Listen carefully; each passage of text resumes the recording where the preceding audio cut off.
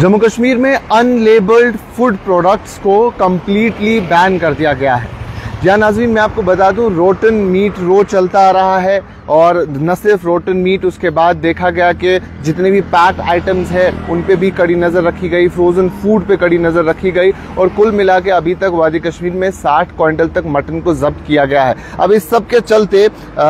जो food safety department है उनकी तरफ से एक ऑर्डर आता है जहां जितने भी फूड बिजनेस ऑपरेटर्स हैं, जिसमें मैन्युफैक्चरर्स हैं, रिटेलर्स हैं, होलसेलर्स हैं, प्रोसेसर्स हैं, कोल्ड स्टेज ऑपरेटर्स हैं, ट्रांसपोर्टर्स हैं और यहाँ तक कि ई कॉमर्स वेबसाइट्स है, उन तमाम तर लोगों को कहा गया है कि वो food safety and standards act 2006 और उसके साथ साथ food safety and standards packaging and labelling regulation 2020 को कंप्लीटली फॉलो करें। अब इसमें क्या क्या चीजें हैं, खासतौर पे मैं आपको बता दूं, sale of package food products, यानी वो पैकेज फूड प्रोडक्ट्स, वो पैक्ड फूड प्रोडक्ट्स जो विदाउट प्रॉपर और कंप्लीट लेबल होंगे, लेबल डिक्लेरेशन होंगे, उन्हें प्रोहिबिट किया गया है, यानी वो नहीं बेचे जा सकते अगर उन पे प्रॉपर लेबलिंग नहीं की गई होगी। अब इनमें क्या क्या चीजें हैं, जितने भी आपके फ्रोजन मीट और चिकन आइटम्स आते हैं, खासतौर पे वादी कश्मीर में अलग अलग जगहों पे ये चीजें देखने को मिलती है, उन पे क्लियरली ये तमाम तर चीजें होनी चाहिए। अब क्या क्या चीजें होनी चाहिए,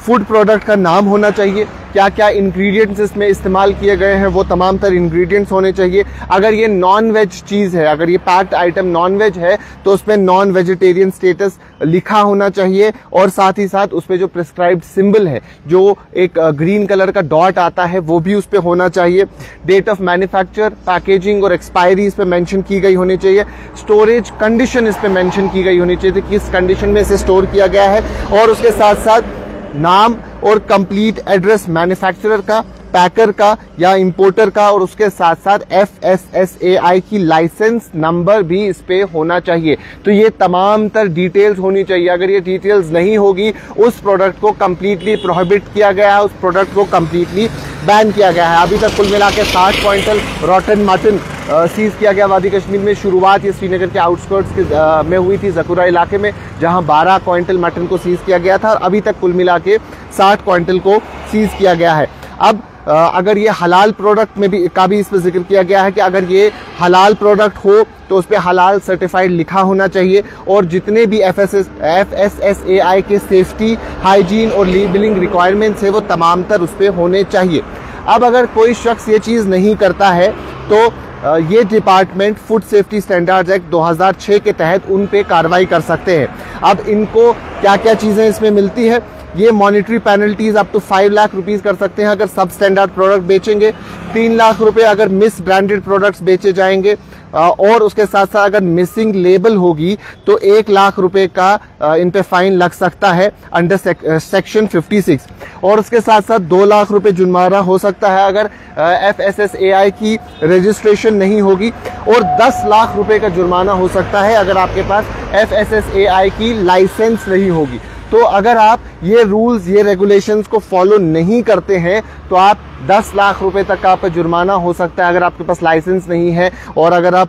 मिस ब्रांडेड प्रोडक्ट बेचते हैं तो 3 लाख रुपए। तो कई सारी आप पे ऊपर कार्रवाई हो सकती है, पेनल्टीज लग सकती है।